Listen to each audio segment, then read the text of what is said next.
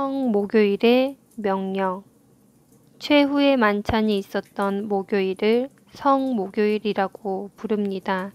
몬디라는 말은 라틴어 만나툼에서 유래되었다고 보이는데 그 단어는 명령이라는 뜻을 가지고 있습니다. 바로 그날 예수님께서는 제자들에게 몇 가지 명령을 내리셨습니다. 주님은 빵과 포도주의 성찬을 통해 그분을 기억하라고 명령하셨습니다. 또 떡을 가져 감사 기도하시고 떼어 그들에게 주시며 이르시되 이것은 너희를 위하여 주는 나의 몸이라 너희가 이를 행하여 나를 기념하라. 제자들의 발을 씻기시며 그들이 주님을 본받아 서로 섬기라고 명령하셨습니다.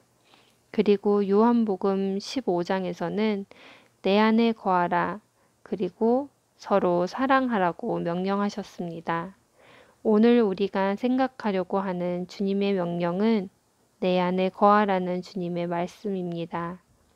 이제 예수님이 제자들 곁을 떠날 준비를 하시면서 주님은 그들에게 내 안에 거하라고 말씀하셨습니다. 예수님은 포도나무와 가지의 비유를 들어 주님이 그들에게 하시는 말씀, 또한 우리에게 하시는 말씀이 무엇인지 설명하셨습니다. 우리는 비록 주님을 눈으로 볼 수 없지만 주님과 항상 연결되어 있어야 합니다. 우리는 주님과의 관계를 통해 영적인 힘과 영향을 공급받을 수 있습니다. 이것은 기도, 묵상, 예배, 성경에 나타나는 주님의 말씀을 연구하는 일, 다른 사람들과 말씀을 나누는 일 등을 통해 가능합니다. 당신이 이 책을 통해 주님이 이 땅에서 보내신 마지막 시간을 묵상하는 것 또한 당신이 그분 안에 거하려는 노력의 한 부분입니다. 제가 아는 어떤 분은 한때 영적으로 굉장히 활기가 넘쳤습니다. 그는 그의 삶 가운데 계신 하나님을 느꼈고 하나님과 다른 사람들을 섬기는 일로 매우 열심이었습니다. 그는 항상 다른 사람들을 축복하고 돌보고 격려할 수 있는 길을 찾으려고 노력했던 분이었습니다. 그를 볼 때면 나는 그의 안에서 기쁨을 볼 수 있었습니다. 그런데 몇 해 전부터 그에게 어떤 일이 일어났습니다. 단번에 그런 것은 아니었지만 그는 서서히 교회를 떠났습니다. 몇 번씩 예배를 빠지기 시작하더니 나중에는 예배를 출석하는 날보다 빠지는 날이 많아졌습니다. 소그룹 모임도 끊었고 봉사하는 일도 끊었습니다. 마침내는 기도하는 일까지 끊었습니다.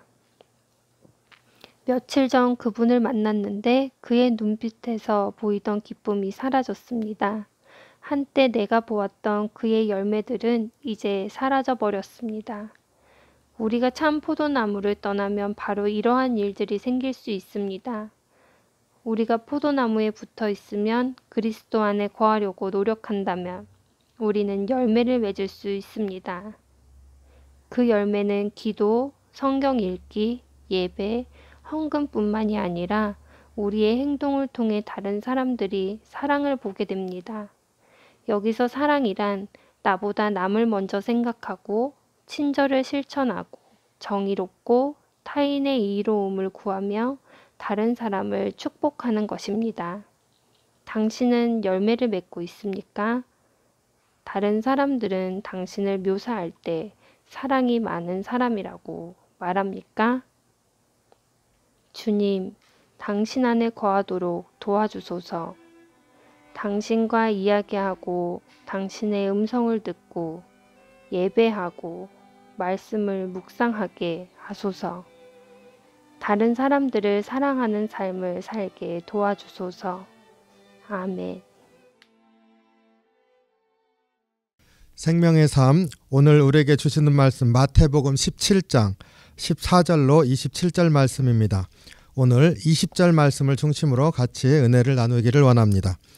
이르시되 너희 믿음이 작은 까닭이라 진실로 너희에게 이르노니 만일 너희에게 믿음이 겨자씨 한 알만큼만 있어도 이 산을 명하여 여기서 저기로 옮겨지라 하면 옮겨질 것이요 또 너희가 못할 것이 없으리라. 아멘. 우리가 기도할 때마다 주님 앞에서 다시 한번 고백하는 그러한 귀한 말씀입니다. 믿음이 겨자씨 한 알만큼만 있어도 산을 옮길 수 있다. 우리가 못할 것이 없다. 주님께서 우리에게 주신 말씀입니다. 항상 믿음으로 이 말씀을 붙들고 살기를 원합니다. 오늘 우리의 삶 가운데 어떤 문제들이 있을 때 그 문제의 본질이라고 하는 것이 믿음에 있다 하는 것을 늘 생각하면서 살기를 원합니다. 오늘 그 부분을 좀 돌아보기를 원합니다. 예수님께서 변화산에서 모세와 엘리야를 만나면서 하얗게 변하는 그러한 모습을 베드로, 야고보, 요한이 보았습니다. 그 변화산에서 놀라운 경험을 했죠. 그리고 이제 산에서 내려온 다음에 예수님과 그 제자들이 직면하게 되었었던 그 사건이 있었습니다. 오늘 말씀 서두에 나오고 있습니다. 근데 사건의 본질은 제자들에게 예수님의 사역을 맡길 수 있는 준비가 아직 되어 있지 못하다라고 하는 것이죠. 예수님께서 직면한 문제입니다. 제자들이 직면했었던 문제는 어떤 아버지가 귀신 들린 아이를 데리고 왔습니다. 그 귀신 들려서 간질을 앓고 있었는데 전혀 문제를 해결하지 못했습니다. 제자들의 눈에는 그것이 문제였었습니다. 그런데 예수님께서 이제 변화산에서 내려와서 보게 됐던 문제는 제자들이 예수님의 사역을 이어받을 수 있는 준비가 되어 있지 못하다. 예수님께서 귀신을 쫓아냈고 아들을 고쳐주었습니다. 제자들이 예수님께 질문하죠. 19절에 이때 제자들이 조용히 예수께 나와 이르되 우리는 어찌하여 쫓아내지 못하였나이까? 이렇게 물었습니다. 우리는 왜 못 쫓아냈습니까? 너무나 당연한 질문입니다. 그런데 사실은 이 질문에서 보면은 제자들이 예수님의 사역을 이어받고 혹은 예수님께서 맡겨주신 그러한 사역을 감당하는 데 있어서 근본적인 준비가 필요한데 그것이 무엇인지조차도 알지 못하고 있는 것을 보여주는 그러한 질문입니다. 예수님 사역의 기본 중에 기본, 근본 중에서도 가장 근본적인 것, 그것은 믿음 아닙니까? 예수님을 믿는 믿음, 예수님께서 우리에게 주신 말씀을 붙들고 살아가는 그러한 믿음의 삶이 가장 기본입니다. 그 제자들은 귀신이 쫓겨나고 그 아들이 고쳐지는 그 현상만 보았지 그 일이 왜 일어나는지 예수님께서 계속해서 가르치시고 보여주시고 했지만은 전혀 깨닫지 못하고 있는 그러한 모습을 보여줍니다. 왜 우리에게 이런 일이 우리에게는 안 일어납니까? 예수님께서 겨자씨만한 믿음이 있었으면은 그 겨자씨만한 믿음이 있었으면은 산을 옮길 수 있었다. 너희들이 하는 문제들을 해결할 수 있었다. 이렇게 대답해 주셨습니다. 제자들이 예수님의 사역을 위임받아서 감당할 때 그들에게 능력이 필요한 것도 아니고 또 그들이 어떠한 문제를 해결할 수 있는 어떤 지혜가 필요한 것도 아니고 그들 가운데 가장 필요한 것 하나, 그것은 겨자씨만한 믿음이었습니다. 우리가 너무나 잘 알고 있는 그러한 고백입니다. 우리의 삶 가운데 오늘 이 말씀 보면서 묵상하기를 원합니다. 나의 삶 가운데 이 제자들의 모습과 같은 것은 없는가?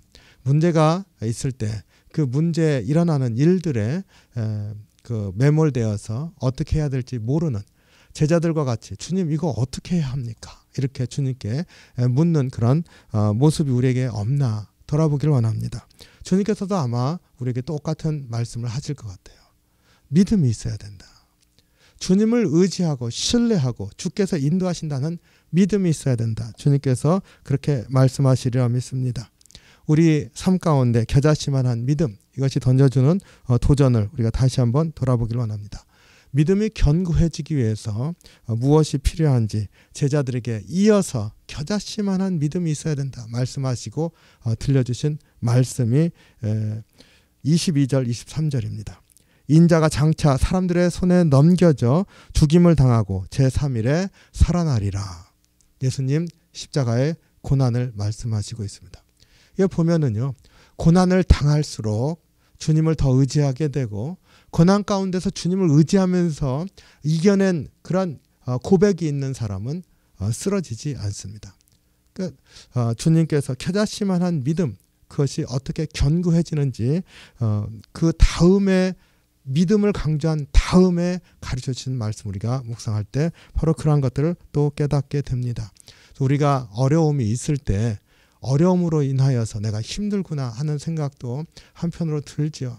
그러나 또 한편으로 주님 내가 믿음으로 이기게 하셔서 이것이 나의 십자가고 주님이 십자가의 고난을 통해서 이기신 것을 우리도 경험할 수 있도록 도와주셔서 내게 작은 믿음이 있다 할지라도 그 믿음이 고난을 통해서 견고해질 수 있도록 인도해 주시옵소서. 이렇게 주님 앞에 구할 수 있기를 원합니다. 그래서 제자들의 진짜 문제, 겨자씨만한 믿음이 없었다. 오늘 우리의 진짜 문제도 유사한 줄로 압니다. 다시 한번 주님 내게 겨자씨만한 믿음 허락하시고 고난을 통해서 더 단단해지게 하셔서 산을 옮기는 그런 믿음의 사람이 될 수 있도록 인도해 주시옵소서. 주님 앞에 고백하는 그런 귀한 하루가 되시기를 주님의 이름으로 축원합니다. 기도하겠습니다. 사랑이 많으신 주님, 주님의 은혜와 사랑에 감사합니다. 저희들 이 제자들의 모습을 보면서 우리의 모습을 봅니다. 아니 우리는 더 연약할지도 모릅니다. 그러나 주님 다시 한번 우리에게 겨자씨만한 믿음이 있으면 이 산더러 옮겨서 저리로 가라 하면 그대로 되어진다고 하신 주의 말씀이 우리 심령에 들려질 수 있게 인도해 주시옵소서. 그래서 우리가 지금 직면하고 있는 많은 어려움들이 있지만은 나 믿음으로 이기게 하시고 그 겨자씨만한 믿음이 있을 때 우리가 능히 감당할 수 있다고 하는 확신도 허락하여 주시옵소서. 오늘 하루도 주님께서 우리 심령에 주의 영으로 충만케 하심으로 말미암아 믿음 충만하게 해주시고 믿음으로 승리하는 귀한 하루로 이끌어 주시옵소서. 모든 것 주님께 의탁하옵고 우리 주님 예수 그리스도의 이름으로 간절히 기도하옵나이다. 아멘.